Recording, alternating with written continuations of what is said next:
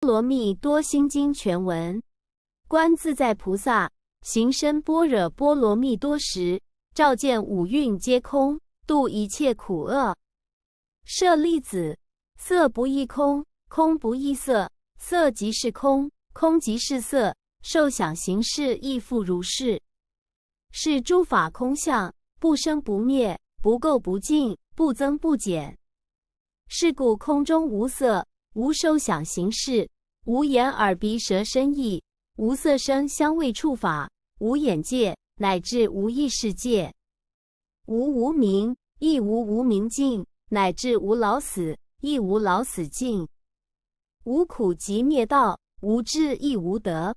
以无所得故，故说般若波罗蜜多。般若波罗蜜多故，心无挂碍，无挂碍故，无有恐怖，远离颠倒梦想，究竟涅槃。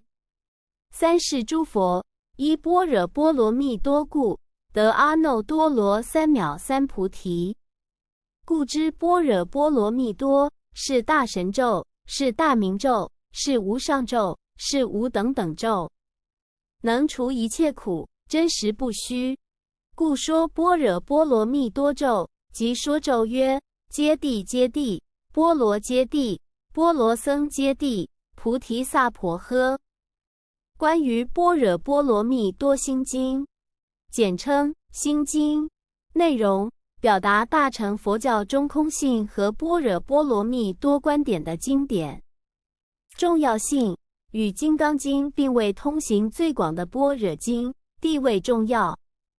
特色：文字简洁有力，内容深奥，常被佛教徒诵念。想了解更多吗？详细解释可以搜寻心经解释，找到许多详细的解说文章。线上阅读有许多网站提供线上阅读心经，并附有注音或翻译。听诵可以搜寻心经朗读，找到许多不同版本的诵经音档。想做什么呢？想学习心经吗？我可以提供一些学习建议。想了解心经的历史吗？我可以为你介绍。想深入探讨心经的哲学观点吗？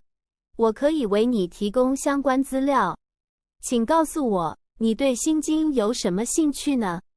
贴心提醒：心经的内容深奥，需要反复阅读和思考才能深入了解。